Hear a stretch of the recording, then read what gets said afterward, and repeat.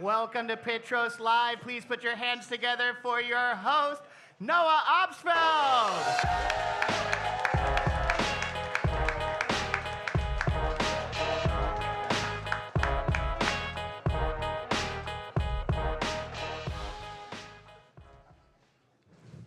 It was Wednesday, August 19th.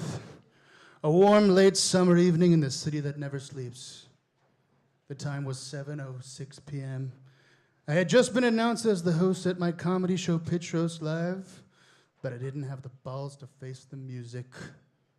Everyone was here for a good time and to laugh, and yet I hadn't written a single joke. That's because there was a mystery afoot. But god damn it, I'm gonna get to the bottom of it. To build some tension, please welcome Brendan Mark.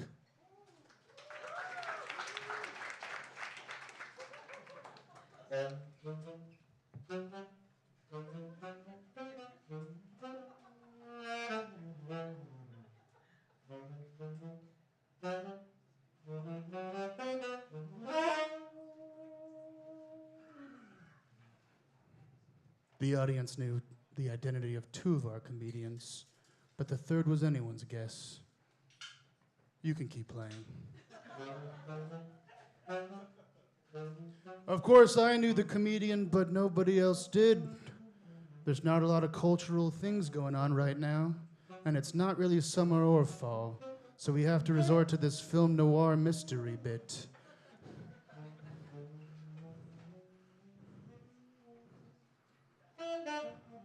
Without further ado, welcome to Pitch Roast Live.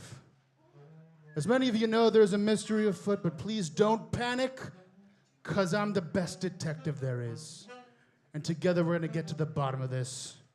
But while I work out the case, let's bring out your first comic. How's that sound?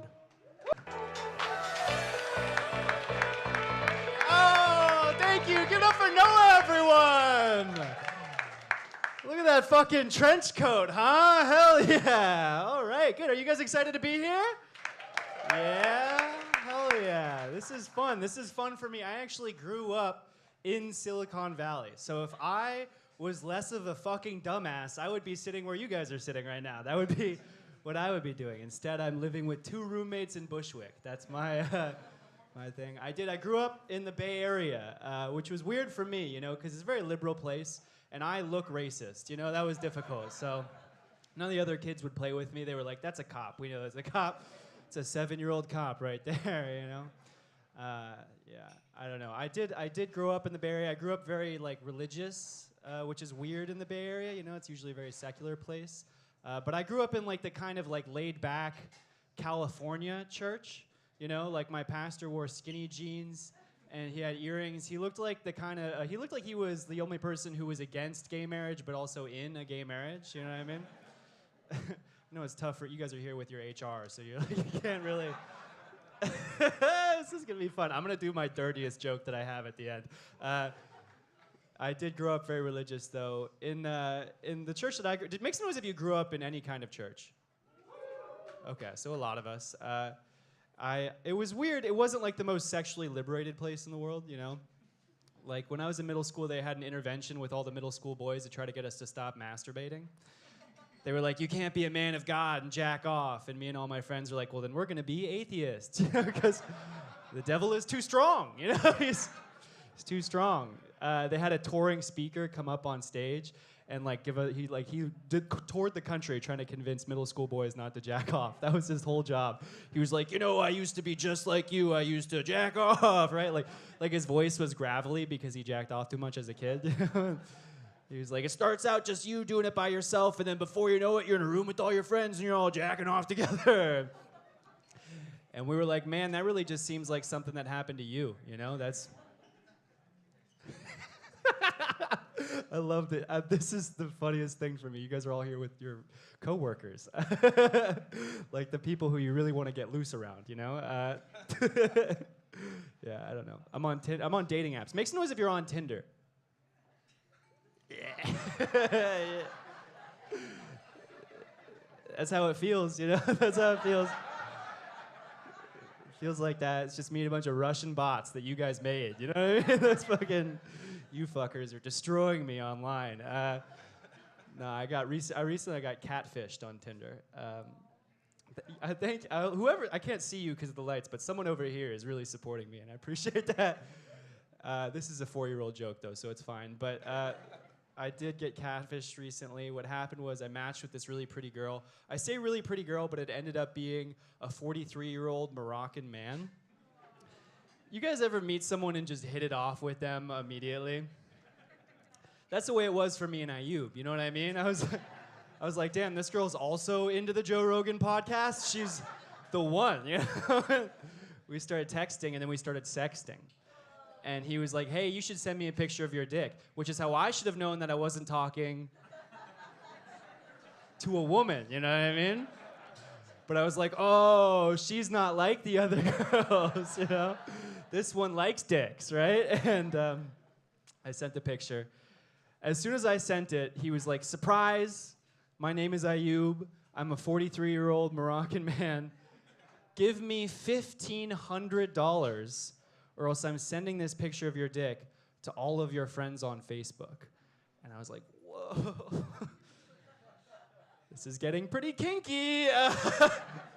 Like, I didn't know how to tell him, dude, I'm a stand-up comedian. I'm not going to pay you $1,500 to not play a hilarious prank on all of my Facebook friends, you know? Half of them have that picture already, dog. He got very upset with me. He started cursing at me, and I was like, you know what, dude, fuck you. You're not going to talk to me like that. So I was like, fuck you, and then I sent him another picture of my dick. And he was like, what? Stop.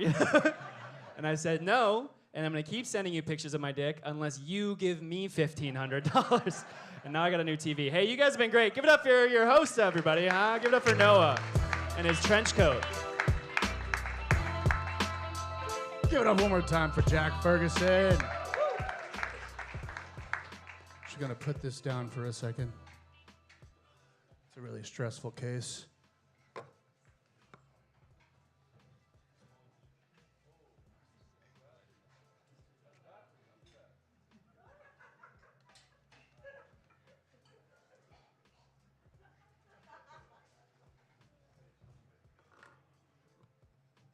Give it up for my girlfriend's trench coat.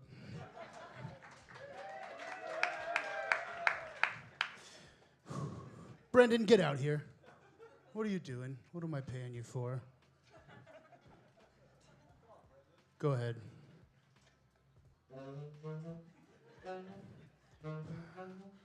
At this point, I was just trying to get my money's worth with the saxophone. But backstage, we discovered a clue. The mystery comedian is in the building right now. He's been seen on TV, but nowhere else. But God damn it, we're gonna get to the bottom of this.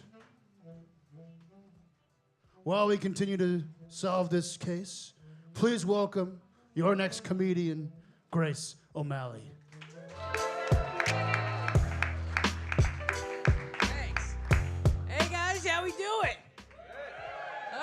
That's like a half sober woo. I like that. We'll get there. I give it up for your host, everybody. Yeah. He's number 7 on a pervert lineup. Yep, that was him. I don't know. I was talking to my friends before I got here, and I was like, yeah, I'm going where people pitch their ideas. Do you guys have any ideas? They're like, well, my mom came up with invisible suspenders. That was something that was going to get us the ticket out of here. And I was like, yeah, did that work out? They're like, no. I said, my father had an idea. Now, my father's idea was actually brilliant, and I think you can take this if you want. It's a ketchup bottle with 2 sides on each side. So no matter which way you put it down, ketchup's coming first. Yeah, it's like the old classic saying, no matter which way you flip the sandwich, the bread always comes first. Sit on that, think on that. That's just me just trying to give you a little bit of advice. You guys not taking me serious because I'm wearing a Red Sox hat? Is that what it is? I didn't realize, I forgot what I was wearing when I came out. It happens every time. I'm a Boston Irish Catholic. Any inbreds in here? Yeah? Let's go. That's my cousin.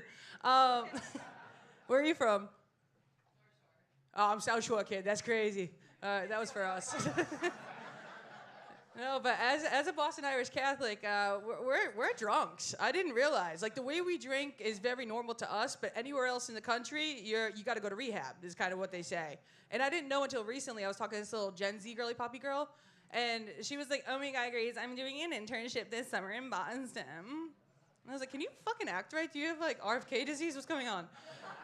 And she was like, "Yeah, and I was wondering, like, since you're from there, do you have any, like, fun recommendations of things I can do while I'm there?" And my mind immediately went to drinking shit. I was like, dude, there's so much fun shit you can do in Boston. You go on a whale watch. You go to the Red Sox. You go to a funeral. And she was like, wait, what the fuck? And I was like, yeah, I know, it sounds silly, but when you're out there for about 5 hours, you eventually see a beautiful fucking humpback whale. It's the most amazing thing you'll see in nature with your own 2 eyes. She goes, no, not that. I'm like, oh, the funeral thing? Yeah, that kind of tosses people up. Have you guys ever been to a Boston Irish Catholic funeral? I know my girl has. It was our uncle. No, a Boston Irish Catholic funeral is a goddamn blast, because what we do is we wait till you're dead to really celebrate your life, because God forbid we say it when you're alive. And the only thing they really have at I'm sorry, sir, I glitched. It's my apologies. It's a bunch of Yankees fans wearing a Red Sox hat, that's what it'll do to you. No, but at every funeral, there's always an open bar, because that's all the money we save is the will. It's just, it all goes to open bar. These are new jokes. These are new. I fucked up the punchline on that one. But I'll tell you what, I've never seen my grandmother more jazzed in her whole life than at my grandfather's funeral, because as an Irish Catholic, it's till death do us part, and she could not wait for that bastard to die. Oh my God. She was waiting. So she was celebrating that night. She had a few J-Mo neats. Maybe one too many, because I saw her from across the bar. I'm like, oh, she's going to join Grandpa. Jesus Christ. And so I went to go save her, pick her up, and I said, Grandma, is there anything I could do for you? I know you're having a really hard time.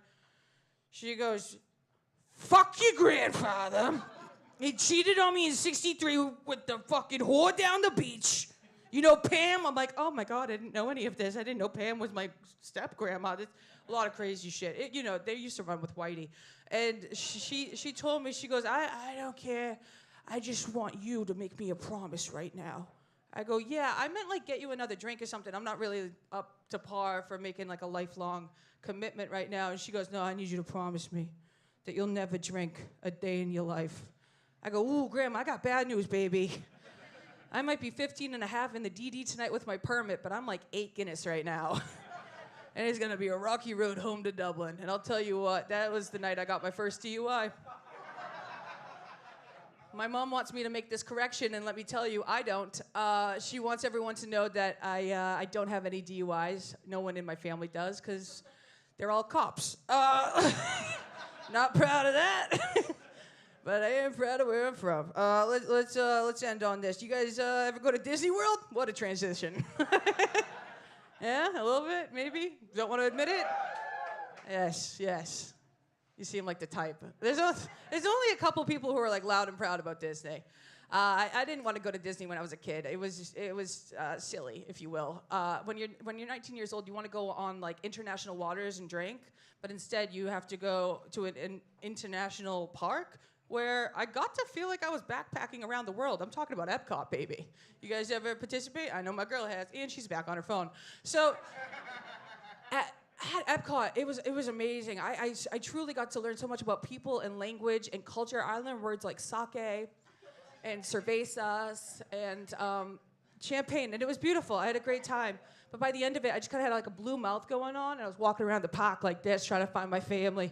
And when I finally found them, I was like, listen, Papa, I know we don't always see eye to eye, but I've been thinking about this one all day, and I think you're gonna like it. Mickey Mouse? Pedophile. He was so mad. He was like, you better go ride a ride and sober up. And to my demise, they let me ride that ride 5 times total that day. It was the fucking best day of my life. It truly was. The next day, I went to go share my good fortune with my sisters. I was like, you guys won't believe the fucking day I had yesterday when you left me at that fucking park. I had a blast. I got to learn so much about people. I was solo backpacking. It was amazing. And then they let me ride Test Track 5. And then she stopped me, my sister. She goes, let me guess, they let you ride that ride 5 times total yesterday, didn't they? I'm like, yes, how do you know that? She goes, because you told us 37 times last night. And then you threw up in our baby sister's hair. Did you stop in Canada? It was fucking poutine all over her. I was like, yeah, sorry about that. That's my bad. She goes, want to know why they let you ride that ride 5 times total? I'm like, no, not really. But I'm sure you're gonna tell me, you fucking bitch. And she goes, it's because you had a blue mouth. You were slumped on the car like this. They thought you had special needs, you retard. Sorry, guys. Bye, guys. Thank you. Enjoy the rest of the show. At work doesn't hit here. Give it up for Grace O'Malley.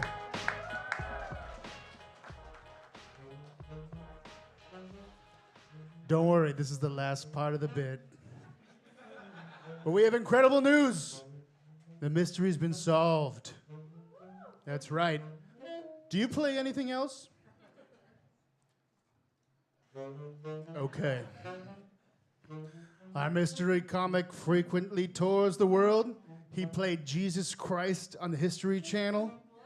Please welcome your mystery comic, Wyatt Figurato. Wow, what a polite fucking clap that was. Nice. Cute. Give it up. I've never gone up right after a Knives Out cutscene. That was pretty nice. I appreciated that. He tipped his hat like in a cartoon. That was cool. I feel bad for the saxophonist too. He has to play the Pink Panther theme. That's like the most stereotypical saxophone song. You know what I mean? That's like if you're a wedding DJ at a white wedding, you got to play like Sweet Caroline. It's like, Jesus Christ. I don't have any fucking... All right, you guys don't want me to address the fact that the man was in a trench coat with a guy in a saxophone. All right, I'll do my little act. That's what you want. Hello. No, I'm glad to be here, man. I just got back. I was traveling. I was in the capital of the United States touring. Yes, Tel Aviv. I was over there. Okay, look at you. You feel good with your job security. To laugh at that, I'm glad. No, I was in the South. That's where I was. I was just in Texas like last weekend. I just got back. You know what interested me about Texas? Always surprises me when I go there. There's way more gay people than you think there's going to be. There's way more. They just don't call them gay there. They call them senators. And that's what's so interesting to me. And I'll tell you the gayest thing I've ever done in my life. Gayest thing I ever done, I kissed a man once during Truth or Dare. Yes, it was the truth. Okay. It was the truth about myself, actually. Because, you know, straight guys, we like to call everything gay. Like, we're like, oh, that's gay. Shirts versus skins. That's not fucking gay. Okay, that's not gay. I do it every time I play chess. But, I don't know. I will say, in this crowd, we all pretty much agree, so it's not even fun to do this joke here. But I never got when people thought being gay is a choice. I never got it. Because we all knew some kid who in kindergarten was already the gayest kid you've ever met. We all know some kid who came out of the womb like, that is the last time I'm touching one of those. So how could you say that that's a choice? There's no LGBT people here. Clap for me. Okay, there we go. That's wonderful. What are you? Bisexual. You know, I was gonna say, what are you talking about until I heard your laugh, and I was like, no, actually, she's right. My bad. What are you? Trans. You're trans. Oh, I was going lesbian with the laugh, honestly. I was, and that too. I got 2 letters. You have 2 letters. Wow, you could get an EGOT for LGBT people. That is pretty impressive. Would that be? Everyone else would hate the fuck out of you if you did that, right? All right, I'll move on. You guys are not about this. No, I'll do a nice show. I have a cat. Where are my cat people at? You got a cat? What kind of cat you have, man? You have 3 cats. Good for you. I have a hairless cat, okay? Hey, what the fuck? That's not his breed. I just wax him every day. That's what I do. No, okay, obviously that's a joke. I have a regular cat, but my girlfriend, she wants to get a hairless cat for our apartment. And I'm like, honey, I already have foreskin. We don't need more foreskin walking around the fucking house. And people don't know this, but there's a secret war going on right now between the circumcised and the uncircumcised. Yes, a secret war. It's called India versus Pakistan. You guys are oohing about that. All right, I'm gonna get a lot worse then, just because I didn't like that. Because let me tell you what I do. I'm a perv, all right? I jerk off in front of a mirror. That's what I do. In front of a mirror. And yes, it is a little weird, because I know on the other side the cops can see me. But I grew up with like a strict family. Did anybody else grow up with a strict family? Yeah? Like, for example, when I was a kid, my dad, if we were watching a movie and a sex scene came on, my dad would always cover my eyes, because that way I wouldn't see him masturbating, of course. I remember when I was 10, man. When I was 10, I accidentally found porn. I was 10 years old. We all have a story about, like, the moment we accidentally... I'm not going to make you guys do it today, but for me, I didn't have a laptop. I didn't have a computer. All I had was this little iPod Touch that my parents bought me. And every day I would go on Pokemon.com. P-O... So you see how it happened. Right? So one day I accidentally type in P-O, gayporn.com. And it was the first time I ever saw porn. And you guys don't like me even enough a little bit for what I'm about to do. But I was 10 years old, and you know what disappointed me about the porn? I was 10. It disappointed me that the girls on there were not my age. I was 10 years old. I was 10. I wanted to see 10-year-old girls naked. But I couldn't because I didn't have the VPN that I have now. Oh, that's the one the tech audience likes. Okay. He said VPN. Yeah, oh my God, I get the joke. No. Yeah. I'm a full-time comedian. It's going well. I was just in Australia touring. I will say the one annoying thing, I gotta buy my own health insurance. That fucking sucks. I pay like $500 a month.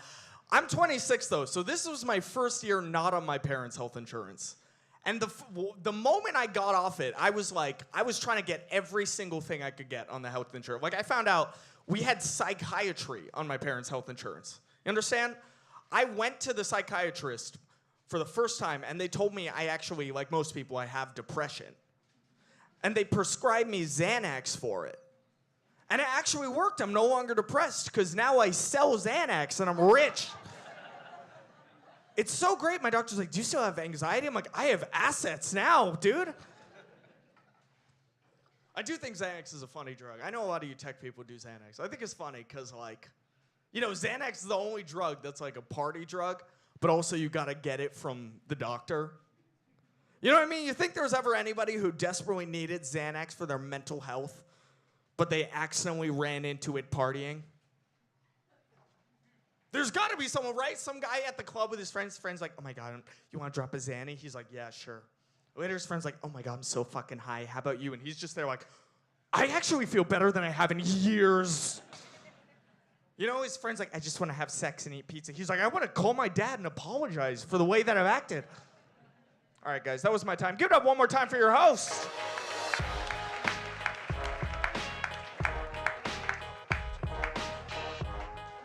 Give it up one more time for Wyatt Grotto. All right. The mystery's been solved. We're ready to get the show on the road. First things first. Who's been to Pitchros Live before? Who's first time? Okay. Well, thank you so much for giving a weird show a shot. We appreciate you being here. If you don't know what's going on tonight, we have some incredible comedians here, obviously. But in addition, we have 4 startup founders. Each one is going to come up, pitch their startup, and we're going to hear from our cast of comedians and 1 VC investor. A few more things to note. This is our logo. You can follow us on Instagram. If you want to pull out your phones, this is a good time to do that. If you don't already follow us, see a few phones coming out, thank you.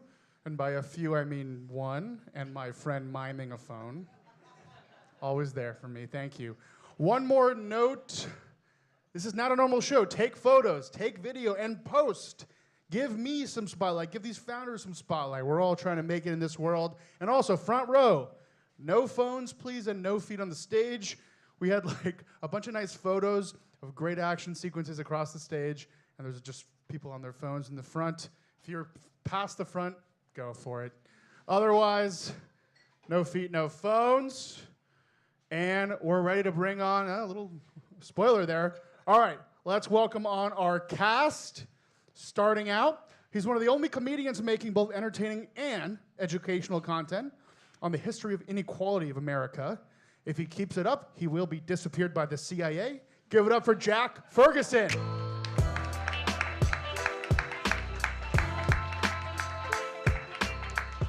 He played Jesus on the History Channel and an evil cartel leader on Hulu.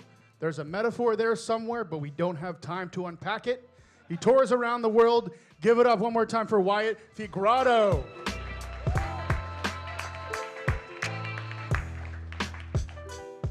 He's been in the New York VC space for 20 years. He launched Brooklyn Bridge Ventures, which has invested in over 100 startups. He's the founder of Next NYC, and most recently an author of his book, Founder Unfriendly. Give it up for investor Charlie O'Donnell. No problem. And last but not least, she's a current host of the Disgraceful podcast, previously a co-host of the show with on Barstool Sports, and a member of the Correct Side of History. If you know, you know.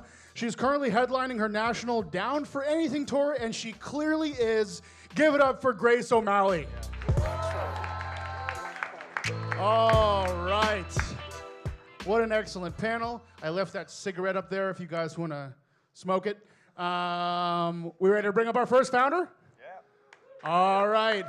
Without further ado, give it up for the founder of Split EV, Abi.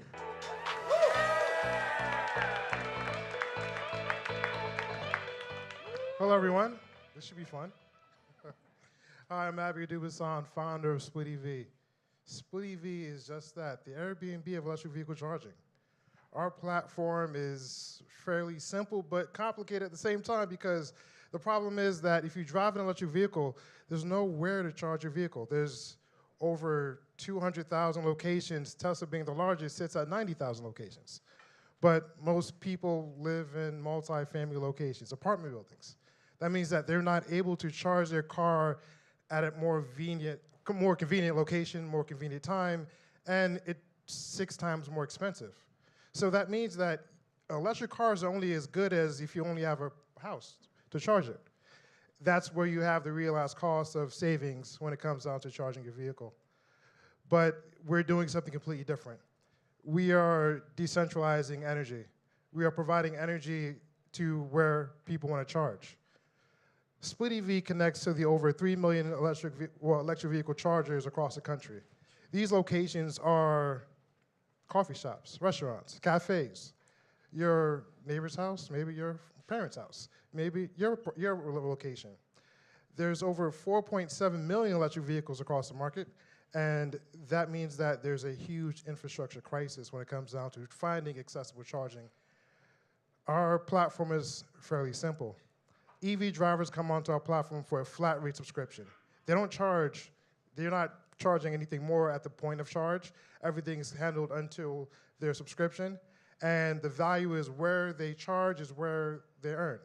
As a property owner, residential or semi-commercial, you're able to now list your platform, your location on Split EV, and all you do is set the hours of availability.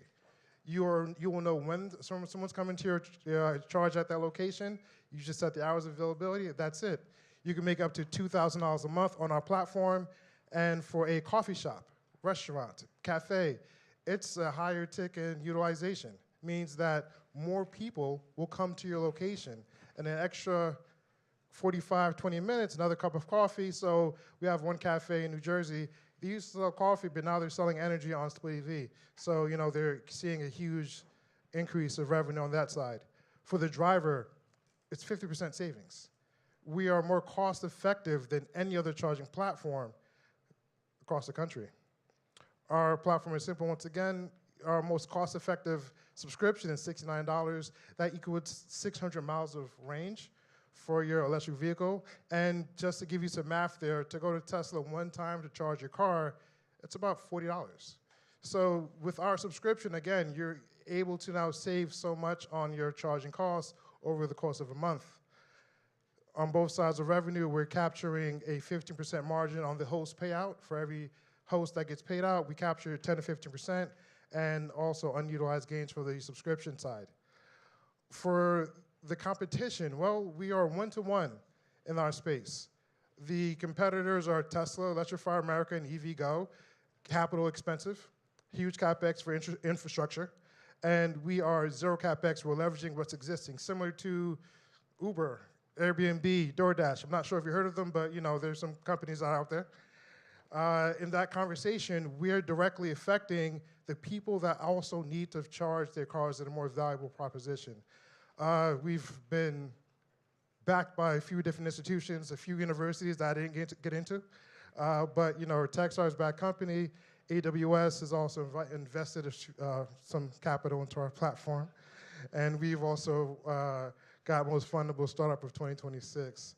But who am I? Who is this guy talking to about Split EV? Well, Split EV didn't start with my background working at Johnson & Johnson, IBM, and NYU. It started when my next-door neighbor sent me a text message. Hey, Abby, can I charge my car? And my mind goes off, well, who pays for that? There's no way to transfer the sale of energy like you do for oil and gas. And that's when the idea for Split EV was born. And that's when I decided, hey, let me stop everything in life to do something that is audacious as decentralizing energy. Abby from Split EV. Give it up for Abi Ojubasan with Split EV.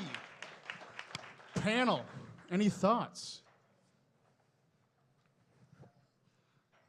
I am so glad to have gotten this pitch because there have been Teslas driving up and down my hallway, and I said to my wife, I think the woman down the hallway is running an illegal Airbnb for EVs in her apartment, and now it all makes sense. Shout out investor joke. They're the comedians. Yeah, comedians, you're taking your job. What is going on? Well, I can't believe I said the slur for special needs, and then we did this. I didn't know what the crowd was. I don't even have my license, so I lost it. It's a family thing. We all lose our license every once in a while. So. And the cop connections don't help you out? Yeah, but you're backed by Harvard. That's smart. I like that. Yeah, I was going to say, I don't have a car or a house, so I don't know what we're supposed to, what are we supposed to contribute here? I wish we can do this for everything. Like sometimes my phone needs to charge. I wish we could just, hey man, can I give you like $5 to charge my phone at your house? Yeah, or like go to the bathroom maybe, like an app for that. Like we could go, you have to take a shit or something like that. I just realized that EV stands for electric vehicle, so that's where I'm at. Give it up for Grace for recognizing I was like, that. what are they charging?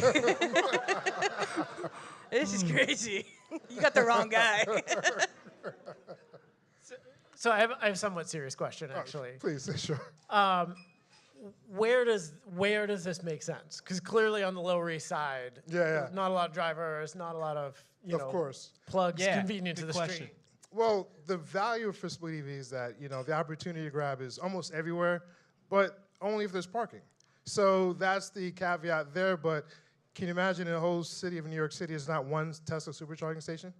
So by design, it's difficult to drive electric vehicles in the city of New York without having accessible charging locations. So to your point, hey, brownstones, Brooklyn, parts of Queens, there's parts in the city that does have a driveway or a garage. But the problem is Staten Island. Well, yeah, Staten Island, definitely. So you'd park your but I don't know car who's going there. there. Where would you park if it's someone's house? Driveway. Drive right In their driveway, that's what No, I you thought. drive into the house. Exactly, driveway or coffee shop, or I got an or uncle that restaurants. drove into a house once.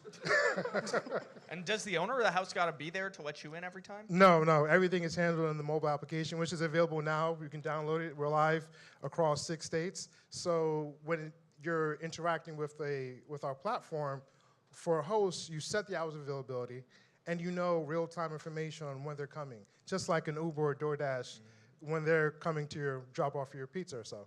So you'll know the make, model, and down to the VIN number of that vehicle. And that driver can also approve or deny, but everything is handled in that ecosystem there. What do they get to see for grounds of denial? Well, they don't make any money. That's the problem. Well, like, what are they? That Tesla's too old. I'm not going to let them. Like, yeah.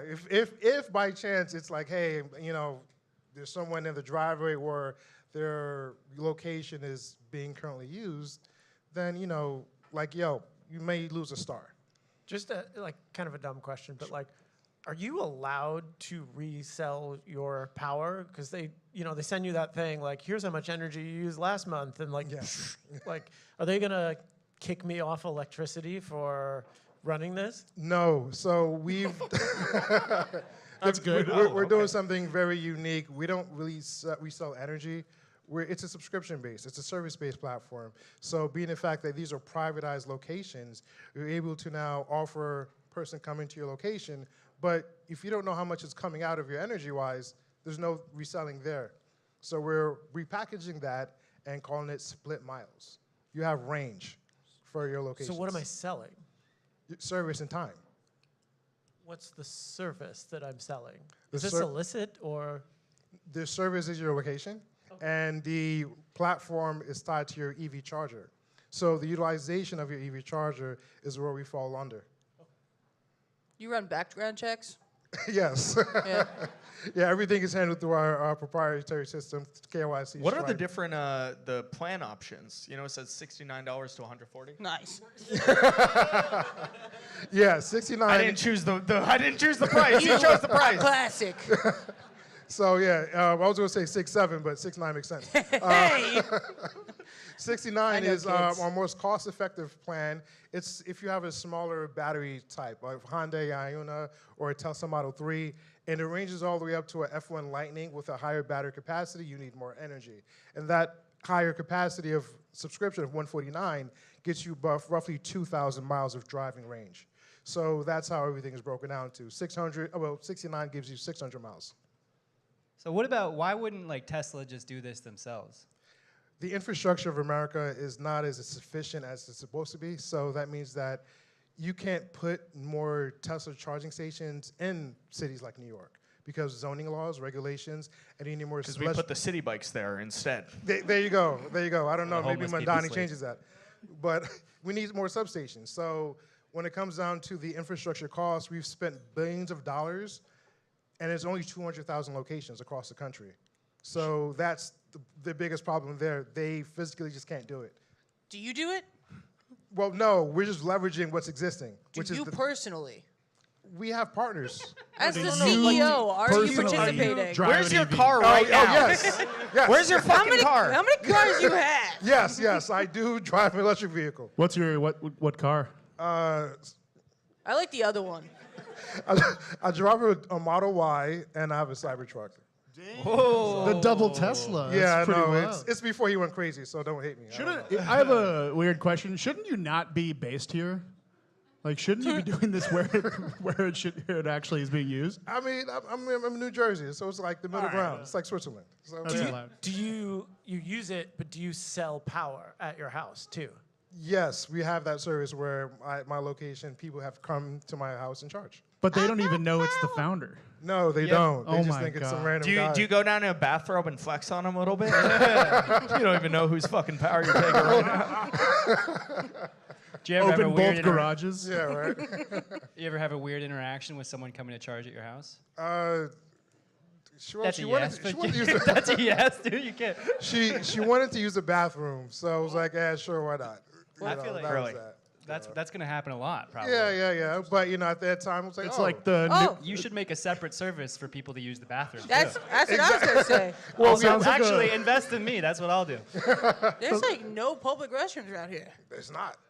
That's hey, we got a venture Let's capitalist do right that. here. Let's do go. that. Let's get together. How much are your I'll talk to Harvard. y'all paying? We'd like to pitch another thing after this. How many much y'all cities paying for are you a guys in restaurant? right now? Ketchup in bathrooms. We'll call it That's where I'm shitter, at. but with a Y. Like they always change the name. I love that. How do you spell that? Shitter with a Y. Thank you. Like I said before. SHYTR. Yeah. I don't want to be rude. What's this called? Split EV. The Gross pitch, the margin. presentation? Yes. No, the name of your company. Split EV. Oh, yes. I knew that. EV. I was like, I lost it. EV is I'm a electric visual. vehicle. Yeah. She's a visual. Oh, slow. Give it up for Abby Amazon with Split EV. I'd invest in that. Thank you, man. Order off the menu. Yeah. How much y'all paying for a bathroom? I have like $200 in my bank account. Nice. So I mean, the right bathroom, I'll go up to $10. Yeah. If they have good soap, I mean, Yeah. That's shit. your Like determinant. Chipotle bathrooms. You That's steal the their best one. keels from their bathroom, or what are you doing? All right, we Yes. ready to bring up our next founder? Give it up for Noah Obstfeld Yeah. with Vital Spark. Awesome. Can everyone hear me? Hi, everyone. I'm Noah Obstfeld. I'm the CEO and co-founder of Vital Spark. Who here has ever felt that feeling where your stomach and your heart kind of get up in your chest and you're not sure if you're gonna shit your pants? You're so nervous. Has anyone here ever felt that feeling? Like, that's what I'm feeling right now. You got this? What if AI could take away that feeling? Let's go. What if AI could shit your pants for you? Let me introduce you to Vital Spark. We're community coordination AI, and we're starting at sports and wellness clubs to keep them full of happy, loyal members. That was a journey. If there's one thing that you should leave this presentation with, it's this, which is a direct quote from one of our pilot partners, which is building a facility is easy, but building in-person community is really hard. And that lesson is something that our team has seen in our experience building community around digital fitness products for Peloton or Hydro. But it's something that I'm sure you guys all feel because the vibes are bad, right? Just generally. And it's being written about in the news. It's very clear that a lot of this is correlated to what's happened through and post-COVID with the move to digital work from home. Does anyone here work from home, part-time or full-time? Yeah. And it gave us a lot of freedom in our schedules and what we could do within and outside of our 9 to 5, but it also drove a lot of social disconnection. And the data is really clear about that. Communities are struggling across the country. That's the problem that we're here to solve, and we're trying to solve it first at Sports and Wellness Partners. And this problem for them bears out in empty space. If you go to a gym or a studio yourself, you're probably aware they're full between 6 and 7 a.m. when the majority of people are getting ready for a workout and then headed to work. They're empty the rest of the day until, call it 5 or 6 p.m. And roughly 60% of their hours are unsold, even at a time when we have far more freedom than we've ever had before with our schedules. And at a time where there's never been as much demand and need for in-person community and such high levels of social disconnection. So how are we trying to solve that? Our events coordination platform does everything that an owner doesn't have time for because they're managing facilities maintenance, staffing the facility, often managing their own book of clients. When you have to do all of that, building the community, which is the most important part, gets pushed to the bottom of your priorities list.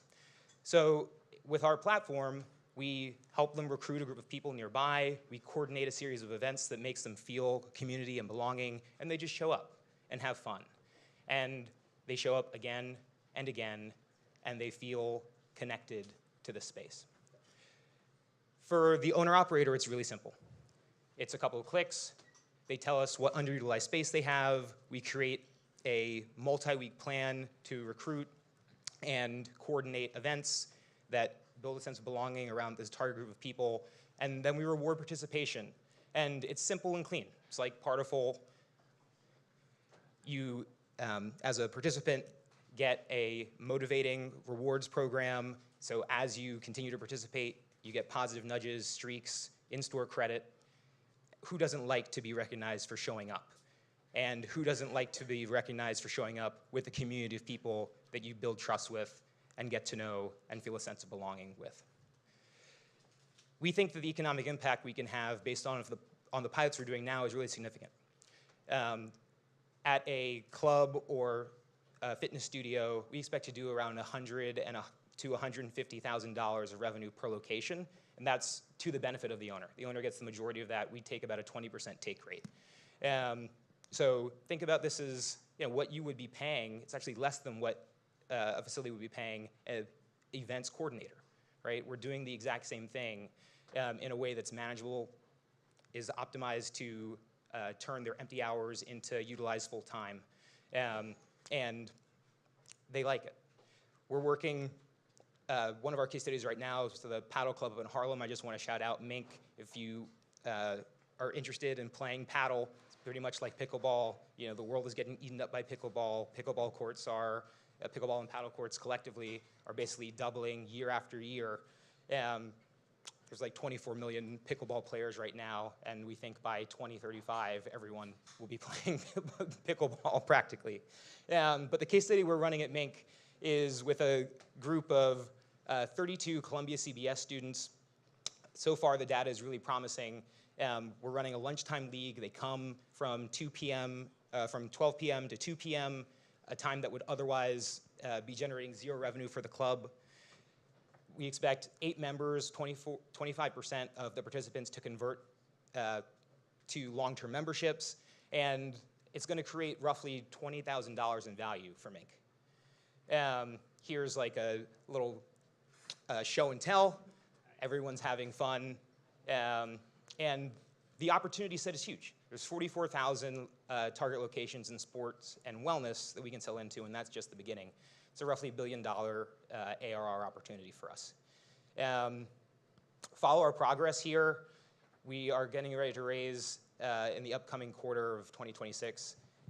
So follow Vital Spark AI. Give it up for Noah Obstfeld with Vital Spark. Sorry, what did the diarrhea, gastrointestinal distress have to do with this? You ever feel anxious when you go to a new community? I guess. Yeah, true.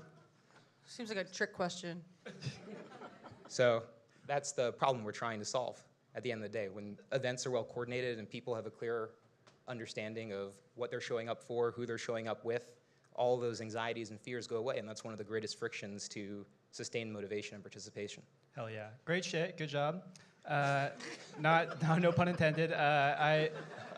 I just want to say, so it feels like boiling it down, the pitch that you're doing here is like, what if pickleball was more popular? Is that what it is?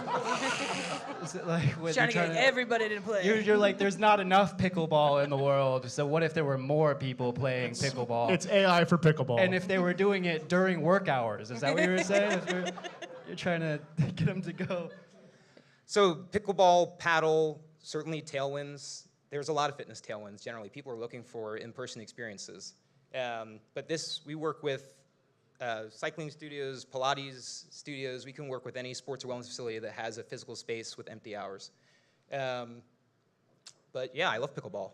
Hell yeah. Hell yeah. You should get into bathhouses. Yeah. I feel like this would really work for some bathhouses. We could make an app for bathhouses. I feel like that would be good. You all Do y'all meet ever up, go to you bathhouse know what's with going to happen kind of thing? You know what I mean? No? You guys don't know what goes on in the bathhouse? We'll take you to a bathhouse. We'll get you. Seeing a Vital Spark for swingers type of thing? Is that what Yeah. you're saying? Hey, your Okay. words, not mine, pal. I want a, what was the last one? Split EV for swingers. You could just show up. Well, your wife doesn't work right now, right? You work, and she's in person, and... All right, sorry. The one thing I wanted to ask about this was... Just plug right in. Jesus Christ. You just need a long enough That cord. was really good. Yeah, so for Vital Spark, the people who are going to the events is Yeah. people who are working, right? Because No, that's the so- reason the clubs are empty. so- It sounds like nerds The with people no who friends. aren't, you said the people who aren't going. Well, the people working. that you would incentivize to go under this during the off hours of Yeah. the club. Who No, are so those people? so the majority of people who would go between like currently what are non-peak hours would be retirees, people who are within walking distance or within 10 Prostitutes. minutes transportation distance of these clubs. So there's churches, there's employers, there's hospitals. So we do kind of a targeted analysis, who's nearby within walking distance, and then what events make the most sense for that population of people. Oftentimes it starts with who are the people who are already showing up those hours, and how do we build infrastructure around them, basically almost like an ambassador referral to bring the people connected with them in. How do you deal with the chicken and egg problem? Because they're already saying like, hey, there's no one who comes during these hours, but we're gonna do an event. And then who's gonna sign up for the event, right? Because you're gonna be the first person and then no one else is gonna be there. So how do you deal with that? Try it and see how it works.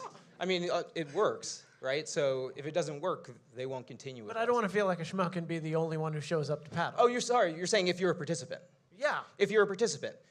We haven't had a outcome like that. So if I think the idea. So if I show up to my gym's book club at 2 in the afternoon, Sure. other people, you can guarantee me that other. That the shirtless guys from Columbia are going to Yeah, be there. Oh yeah, put that slide back on. I want that guy there. And you switched it so fast. Yeah, too. I know. sorry, Yeah, I actually had that in my notes to go back to that. there you go. Can we There also you go go. back to the team that you have, Yeah, sure. please? It's all the way. I didn't realize that they were sitting there as soon as. Oh wow, this was a lot of boring. Yeah. So are those real people? Those are real people. One of them is right there. Oh. Yes. How are we? That is really cool. I thought he you was guys- playing the new Black Panther, but I was- this is really cool. This it looks like the Avengers. This Looks team. so. But This is Brad crazy. Stevens, he's AI, right? No. Brad's real. Also, the name of that's the Celtics. All right. Oh, okay. Let's go. All right. Sorry. It's crazy to not get Knuckles on I'm live sorry. stream. That's pretty brutal. What's your plan when the sex community does take over this? Join them. There's some fucking pervs out there. I mean, if the gym is Can we empty and swear? it's just you and somebody else, I mean, who knows what's going to happen? Also, I know. brothels in the middle of the day. I'm sure they're empty. I'd be a great madam. Just saying. Also, I mean, as someone who works in like basically live events, do you see yourself as the person who fills the seats, or do you see yourself as the person who puts on the show? You're a promoter. Yeah, you I see fill our- the seats, No, right? I see ourselves as the people who fill the seats. Exactly. We So it's also your put- responsibility to fill the seats. From a fill the show perspective, at the end of the day, the person putting on the show is the instructor. If it's a studio-based format, sometimes Yeah. if it's a racket club, there's no show to put on. It's just people show up. Yeah, the But events are put on by the staff of the club that you're working with. They are, correct? but what events and how long are those events and what time do those events occur, and who are the target participants of those events? All of that we coordinate. Yeah, I would be pissed if I was putting on a comedy show and you said you filled the seats. Like this. AI's literally taking my job. What if this works, Yeah, right? it's working so and far. it turns out that like 2 p.m. paddle is the thing. Sure. Once the club figures that out, why do they keep paying you? Why don't they just run paddle again next month? Have you ever coordinated? I've A never paddle coordinated paddle. Okay. No. There's a You lot don't know of shit, man. there's You know what it's like. Off him, huh? Let's go. Come on. They're gonna show up because Don't I they're gonna just show post- up. Don't I just post a sign and shirtless guys show up? No. No, okay. If it Yeah. was that's back what to they're that. that's what they're trying now, right? Do you have to take your shirt off? Do you have to take want your shirt to off? take No. your shirt off? They want Okay, it. What you thank said something God. about Take your shirts and shirt off? skins Would you earlier? like to take your shirt? You can take your shirt off. No, if I you want. specifically didn't want to take my shirt off. Now I'm in. Is there more beard when you take your shirt off? It's only beard. It's only You can beard. find out at 2 p.m. at paddleball. Give it up for Noah Faison with Vital Spark. Oh, wow. A midday brothel. I'm putting a group together for the midday brothel. Don't knock until Okay. you try it. When is off peak for a brothel? I mean, this comedy club is closed at 2 p.m. You can do it here. Perfect. Please, everyone quit so I can do a afternoon show. All right, y'all ready for your next founder? Give it up for Holly Siegel with Quincy. Woo! Give it up for female founders. The only one, right? Woo! Okay, Quincy started from 10 jars of dried up olives. I'm Hallie. This is my co-founder, Shelby, who's actually in labor right now. Women can do everything. And we are the founders of Quincy. So I'm the host of all of my friends. I love to gather everyone for a great meal and an even better beverage. I'm definitely the resident bartender, and one day, as you do, I was making all of my friends dirty martinis, about 15 to be exact. And when I opened my fridge the next day, I realized that there were like 10 jars of dried up olives because I used all the brine. If you ever make dirty martinis, you know there's never enough brine and way too many olives. But then I just started thinking, there's no good or easy way to make my favorite cocktail or mocktail at home. But then I just started thinking about like every drink that I like to have. And liquor, everyone has a lot of brand affinity. You can know it by name, by taste. However, the mixer and garnish, the part that arguably makes the cocktail itself, has been completely overlooked. And that's because the mixers and garnishes on the market today just are not cutting it. They're made with artificial ingredients and dated packaging. They're centered on cocktails and mocktails people don't actually want to drink. Like, I'm sorry, what am I to do with this lavender syrup and put it in all these glasses? It's really confusing. And they're built as commodities that are kept behind the bar versus brands that consumers have any loyalty to. So we're building Quincy. We're building brand love for the other half of the glass by redefining mixers and garnishes for the modern consumer. We're doing this with high quality, premium ingredients and with cocktails and mocktails that people actually want to order out and make at home, all with a consumer-driven voice, a strong brand, and a community that's all in. So our first product to market directly solved the problem that I talked about. It's the first and only 2-for-1, meaning the garnish and the mix in the same container. Each jar makes about 14 dirty martinis with 0 waste, 5 simple ingredients, and no alcohol, so it's inclusive for all drinkers. But this is what makes it more than just a great jar of olives or a mixer kept behind the bar. This is actually a $12 billion global market with no dominant leader, and it actually sits at the intersection between 3 of the biggest forces in beverage today. And instead of competing with any of them for shelf space or consumer attention, it actually is like an add-on or completes all of them. So let's get into our stats. So we launched Quincy in July of 2024. I was going door to door to like all my shops in Brooklyn, hand delivering our cases, and we quickly grew to 500 retail doors. We'll be in 1,000 by the end of the year. We're in 90 bars and restaurants. We also have menu placement at leading hospitality groups like Tao and LDV. We have 2 times the shelf velocity of other mixers. So that's basically how fast our product is moving off the shelf. We spent $0 in paid media since launch, and we have a 49% blended margin across our entire business from retail, e-com, which is impressive for CPG. But what ties us all together is how we show up for community. We host a ton of happy hours. We sponsor dinner parties. We really want people to know what's actually going in their glass because we feel like that's the most important part, having a great product, but also, again, having community that's all in. And then we also have amazing co-branded products that kind of show the weight of our brand so early. We did a beer teeny with Taleo, which is a female-owned brewery in New York, and then other mixer and garnishes with Big Night, a popular store in the city. So, Sharks, we're raising $1 million Minnows. with almost 300K committed. We just had a check come in this morning. We're using it for product development. We're coming out with minis for airlines, hotels, giftables. It's gonna be really cute. It's like a martini on the go. We're also in development with a really big influencer for a Q4 launch of a product, as well as a Cosmo and a lychee. So every so often, there is a category that someone says, why didn't someone come in sooner and win? This is that category, and Quincy's that brand. It started with olives and a hunch that the best part of the glass deserved better. And I'd love for you all to join us as we redefine a foundational category and build the ecosystem around how people drink, connect, and gather. Woo! Woo! And now something very special. Oh, We have hell a drink yeah. menu for you guys up here on stage. So we have the classic martini with vodka. Oh, wow, look at this. You're really doing it. And we also have what I call the cowboy special, which is a high life with brine. Does anyone want anything while you ask questions? I'll take it. I'll take it for sure. Of course. Should we come up and get it, or No, I'll bring it. I'll bring it over. You're gonna make her bring it all the way over to you? Just get up and get it. I got it. I want to shake your hand though. This is a great product. I love this so much. Thanks, Sharks. That's now I'm way really better close than to- You AI. win over comedians, by the way. You just have a bunch of high lifes over here. Here, I'll get it going. This is my biggest test. I All right. just went sober. I can give you just an olive. I'm at 1 month in. Fuck. Do you want an I just got olive? my chip and everything. I'll just, It's not a chip thing. I'll just stand here, and Please, then I'm actually, going to that's way completely better. cover it. great It's all right. view. I'll drink hers. That's all right. Yeah. All right, Holly, what do we have today? We have a martini with vodka, which is my preference. Sorry to all the people who like it with gin, obviously with Quincy brine, and then a beer teeny, which is basically a high life with the brine in it as well. I call it cowboy. So we'll take some orders. Yeah. Do I have to order? It's just whatever she said. right? Beer teeny or a martini? Oh, beer teeny.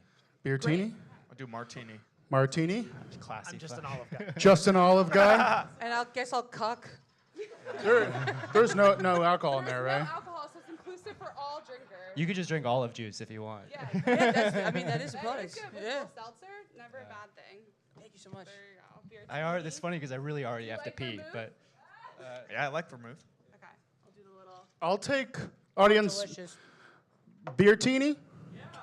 Or martini? All right, I'll take a martini.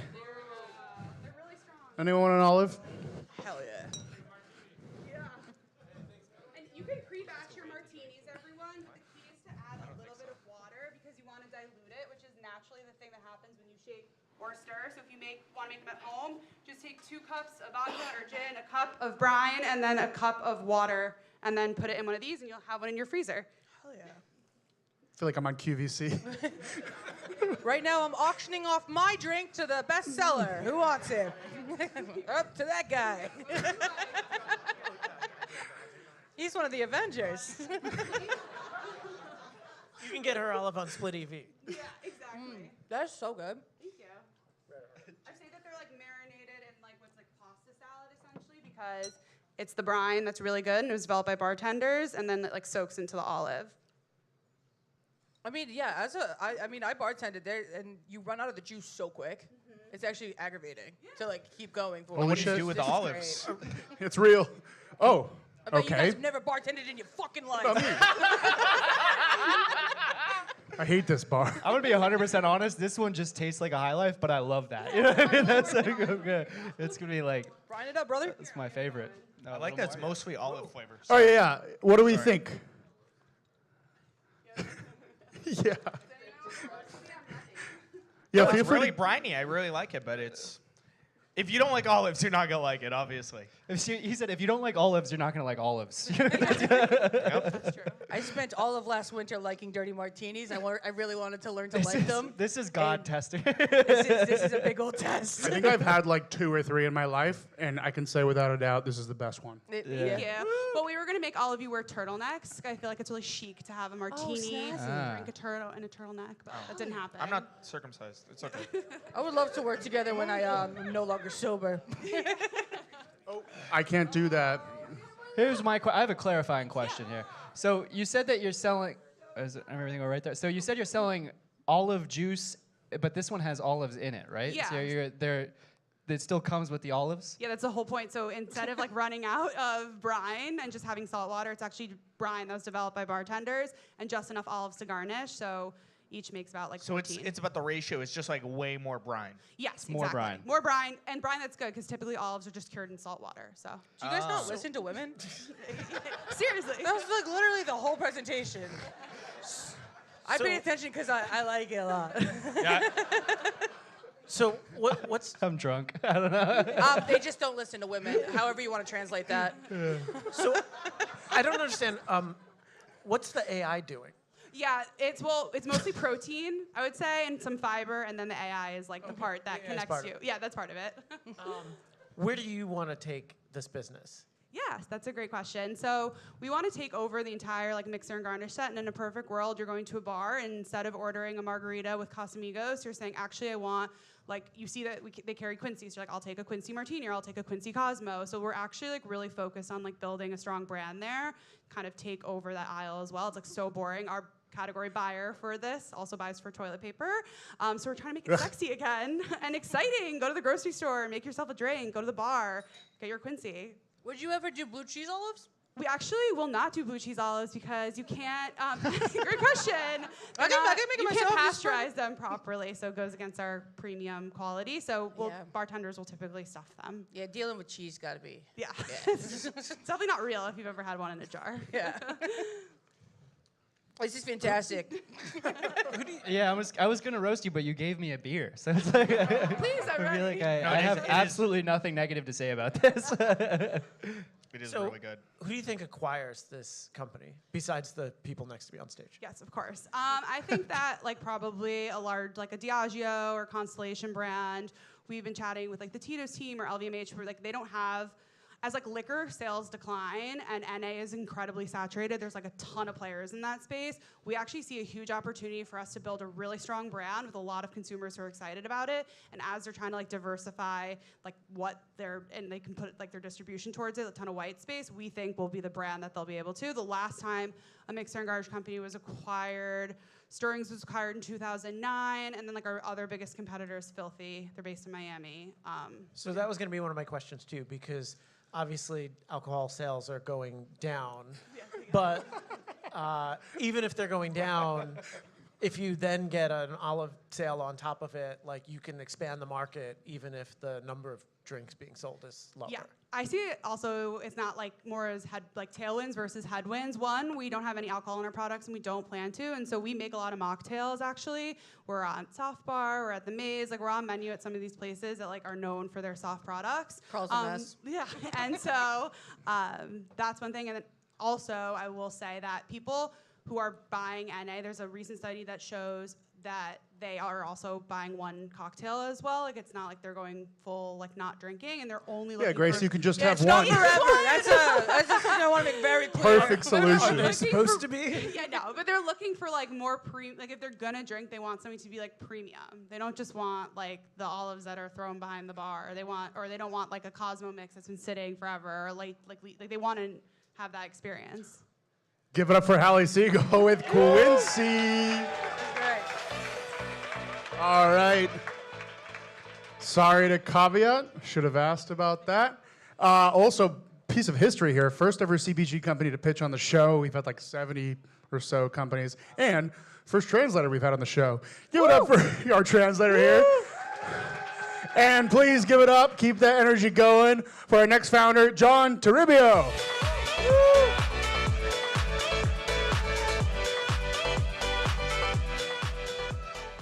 Hello, hello. Got My name's mocktails. John. Sorry. The next one is a Coke My startup. name's John. I'm CEO and one of the co-founders of Zemi Labs, and I am very excited about what we're building. Now, I'm sure we can all agree that understanding how to treat the body starts with listening to what it's trying to tell us. Now, unfortunately, with most fitness trackers, especially those that you only wear on just one small part of the body, it's like you're trying to understand an entire orchestra by only listening to the percussion, in this case, the heartbeat. What you're hearing is real, but you're still missing most of the performance. Now, all that missing context leads to a lot of variability between devices, which makes them difficult to trust in a clinical setting and not very reliable in research, where you don't want the error of your study to be limited by the error of the device. Now, two systems of the body that are completely unmeasured by these devices are the musculoskeletal system, when you flex your nice muscles, and the sympathetic nervous system, your fight or flight response, or your arousal response, some people will call it. Now, these systems and the interplay between them is especially critical to research, whether it's academic or clinical, to understanding how the body works beyond just looking at one signal, digging a lot deeper. For monitoring conditions like fibromyalgia or POTS that are much more complex with a lot of factors in them. And for looking at clinical studies for treatments that are affecting these same systems. And so what we see as sort of a next evolution beyond these types of trackers is smart clothing. By incorporating sensors directly into clothing, we can measure activity, we can measure things in the body exactly where they're happening and avoid estimation altogether. We can measure electrical activity of the heart, like you see over here. You've probably seen this pattern on a lot of TV shows and stuff. That's real data from our shirt, 6 different angles of the heart. We can measure muscle activations. What you see is here when I'm flexing my nice big biceps, whenever it spikes up loud. Or the conductivity of the skin, which is a measure of that fight or flight response. Imagine when you get super nervous, a little bit kind of how I am right now, and maybe your palms get sweaty, right? We can measure that change in sweat as it happens. We can know exactly what it is that got you stressed, to say. And now, I skipped it a little bit too soon, but I'm not gonna stand up here and tell you that we are the first to pitch smart clothing, because we're not. But most people, or most other companies, are doing embroidery or sewing, where they lay down conductive thread stitch by stitch, which is pretty slow. And as you can imagine, as you add more and more electrodes, the cost just explodes. Now, what we do, on the other hand, is we print conductive ink using screen printing. This is the same way your favorite graphic t-shirt was probably printed, which means we lay down the entire pattern all at once. It's very fast, very high throughput, the cost is pretty low, and we can achieve high electrode coverage with almost no impact on the manufacturing process or the cost. And it's very modular, so whether we're making things like belts or shirts, all we have to do is swap out the pattern that we're printing. The rest of the manufacturing is the same. And I actually have these two things here. I can't bribe you with alcohol, because that's not what we're doing, but I can show you the stuff that we have made. So these are the prototypes. You can grab them, pass them down. Yeah. So one of them is a belt. That's the fully assembled, one of our latest prototypes. The next ones will be even better. And this is a shirt, not fully assembled, but just with that conductive ink layer on there, so you can get a real feel for it. Kind of see how it is. It's the belt. I assume you can wash it? Yeah, so we are still improving the washing, but we have really good results so far. And that's the thing. So on this one, it's just a conductive ink. This one also has a protective layer that protects the conductive ink, make sure it doesn't, get destroyed over time in the wash. But it has that same conductive ink sort of in that middle layer there. So now we can measure what the alcohol is doing to our body and all the parts of it. Exactly, and get a really good sense of it. And so, I skipped ahead, lost my track of it. But so, our big motivation for a long time has been healthcare and kind of just capturing and helping people who can't really be helped by something like a smartwatch or a ring. And we thought a way to get there would be to go through sports, right? This is also something that can be reused for elite sports to capture a lot more data. But then after some time and kind of understanding really our advantage in our niche, which is really this whole process, which is super simple and yet very technically complex at the same time, which I love tech like that. We understood that our advantage in our niche is really to be able to capture much deeper data that you would need for things like research. And so what we're really building is an integrated research platform where we can capture these different types of data and look at the patterns and the combinations of the signals to understand your cardiac health, but also your muscles, get an entire muscle map of the body. Understand, for example, here we're seeing lats are asymmetrically activated, right? So you're fatiguing one side more than the other, and that can give us a clear indication of something that needs to be attended to. But also much more complex things like pain response. Like, is that person in pain, and when are they in pain, and how can we correlate that to what is potentially causing that pain? But then also stress responses, not just looking at long-term, were you stressed today? No, it's in this moment, in the next 2 seconds after you pinched me, can we see that stress? How affected are you by that stress? And for the more complex clients or the clients that are running larger research studies, we can also offer, of course, an AI research assistant that monitors the different participants as the study gets really long, and you send people home with these devices. Are they using them as they should be? Is the data coming in cleanly, or are you wasting hours and hours of time because you didn't realize that data wasn't being collected properly? And of course, summarize the data and make exporting very quickly, very streamlined. And so our earliest revenue, we are still a pretty early company, but we already have some traction. We have 3 contracts with academic researchers, 1 at UConn, 2 at Yale, and the 3 of them actually bought belts just like the one that you're holding there.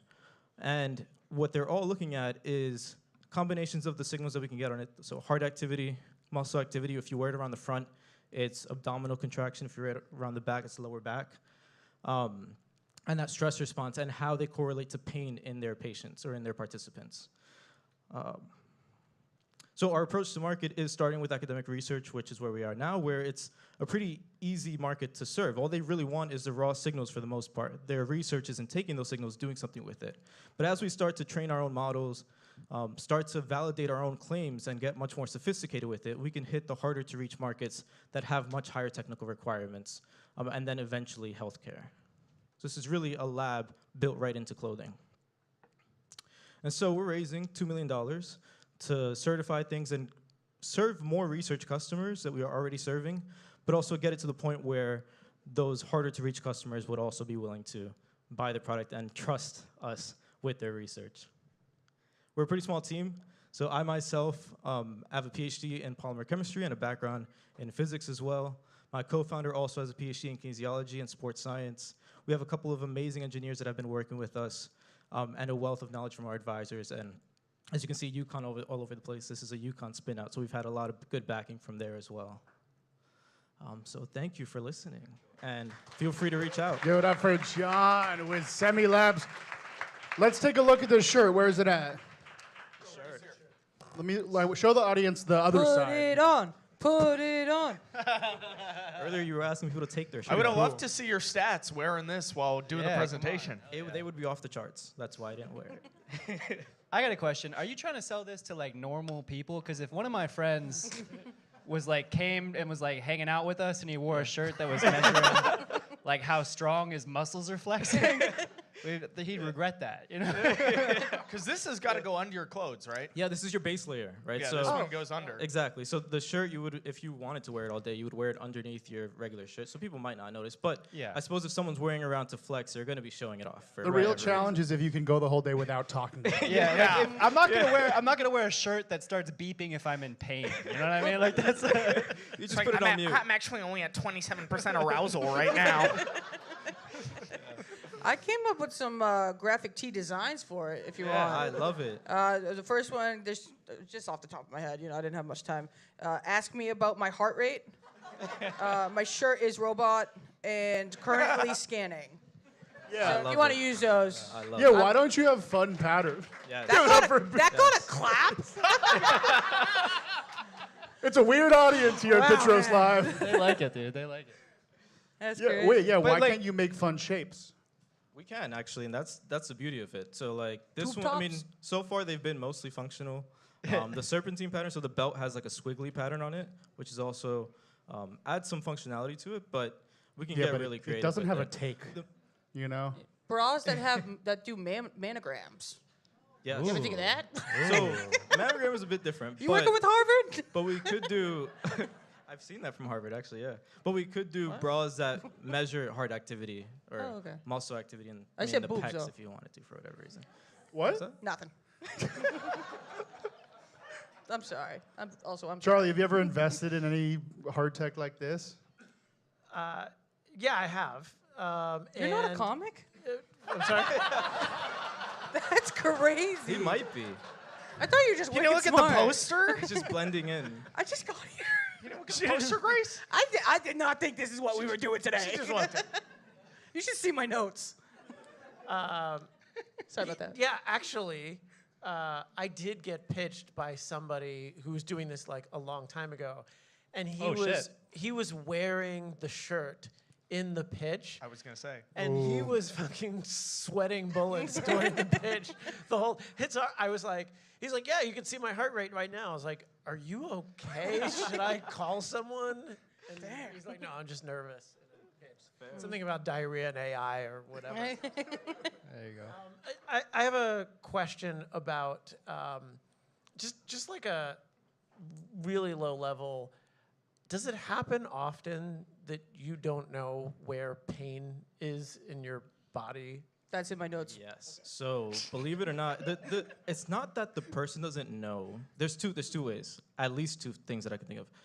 One where it's chronic pain, so the person's just used to living with it. And especially in the case of fibromyalgia, which actually is a condition that my mom has, which is one of the biggest reasons why I started this in the first place, the pain can be in one part of the body, but the cause of it might be somewhere else, and the muscles there might be overcompensating for lack of mobility somewhere else.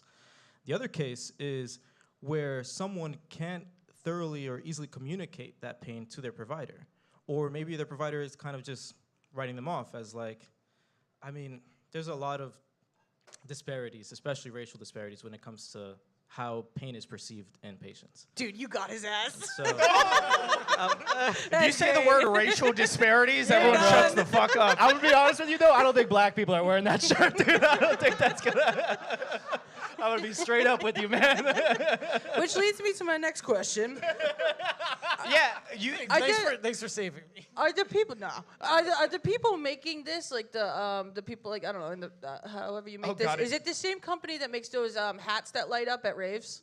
Oh. Is that the same technology or is it a little more advanced than that? probably much more advanced. And the light up shoes. So if too. you had to sell this to the consumer, what would you like? How much would this cost? So 30. we have $1 been. million. We're still Maybe exploring 40. this new research market, so I don't want to say numbers out loud. Me Oh, either. okay. But I checked my Write bank 'em account. down. So Write we 'em down. figure things out. But Estimate. we How about you put this on, do some jumping jacks, or whatever number it says is the number. Make an offer. It's priced around like premium sportswear essentially. We don't really have to go much higher than that, Tom Brady. especially because it's screen printing. Does he invest? He's got he loves health shit. Yeah, You're he's really down for anything, Boston, just aren't like you are. A bunch of T-shirts that say that can't sell them. It's just a me thing. Hey, put some metal reading lines in No, there. my audience doesn't So want do to you know see how this unhealthy mostly they are. used by like by hospitals or by sports franchises? So right now it's mostly researchers. So like I mentioned before, like our first 3 customers right now are 2 of them are at universities. The other one is in the clinic. He's a neurosurgeon using it in the clinic with his patients. So what they're doing is using it for research right now to kind of test out whatever their hypothesis is. And as we start to learn from that, they're really partnerships. So we are also learning from what we see in the signals and how they correlate to what we see in the patients or in the users. And then we can start to make claims. So we're not making any medical claims right now. Don't sue me. I don't know where the camera is, but don't sue me. That's good. You should watch out for that. Yeah, until they're validated. And then at that point, we would then go more healthcare, where then it's like if it's a patient with a certain chronic condition, they would use it for that. Maybe sports, again, if we want to venture back that way. Do you think there's like a social component to this? Like, people might not know how much pain the other person is in. Yeah, we actually have... Like, pinch yourself, like, so harder. That's a good What the fuck? point. So I mean, That's actually a good I don't point. know. You can Pinch use yourself this harder, to I see it on measure. the skin. You can use this to objectively measure BDSM. yeah, I see where he was going with that. Oh, hey, that's where's the not- AI guy? You fucking, that would be great. Yeah, we could throw this into the daytime brothels. Yeah, and dog. Get a little Now we're kinky. thinking. Yeah. Split EV is the safe word, actually. Give it up for John Toribio with Zemi Labs. All right. All right. You mind grabbing that for me? Just holding on to that for a second. Okay. That is our final founder. How y'all feeling? All right. It's time to get to the bottom of this. We're going to quickly... Oh, if you want to connect with John, there's a QR code. I'll leave that up for a second. So we have some very accomplished, impressive people up here. We're going to hear from them.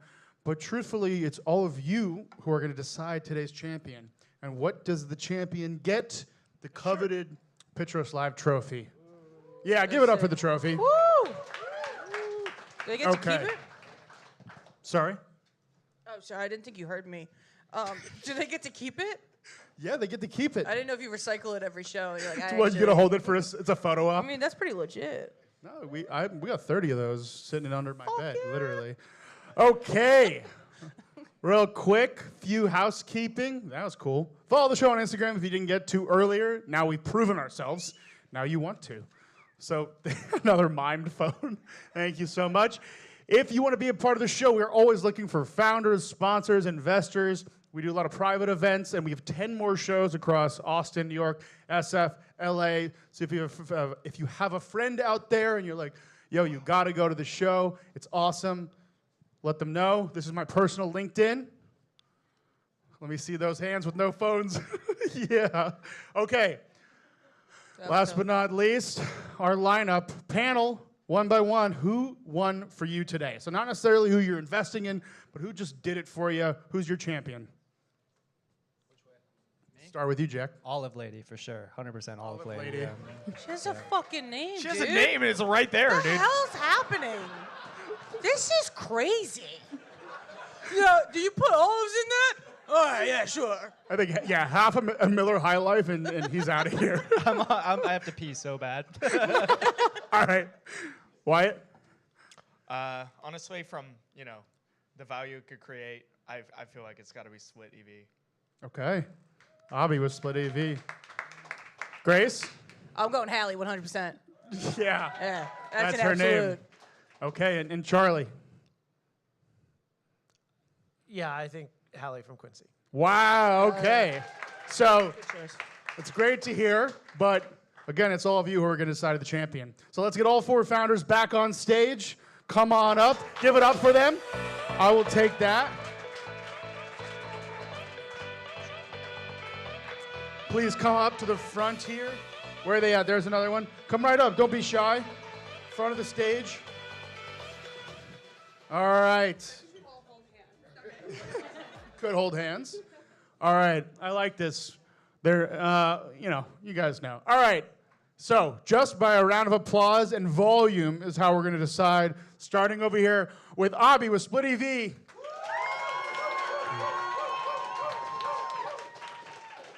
Hallie with Quincy. Woo.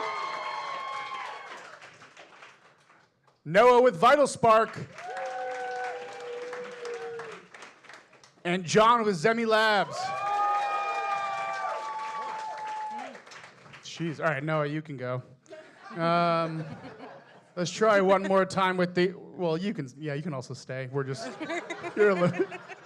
You can. That's tough. He's got Hey, a it's a paddle game roast. to go to. John.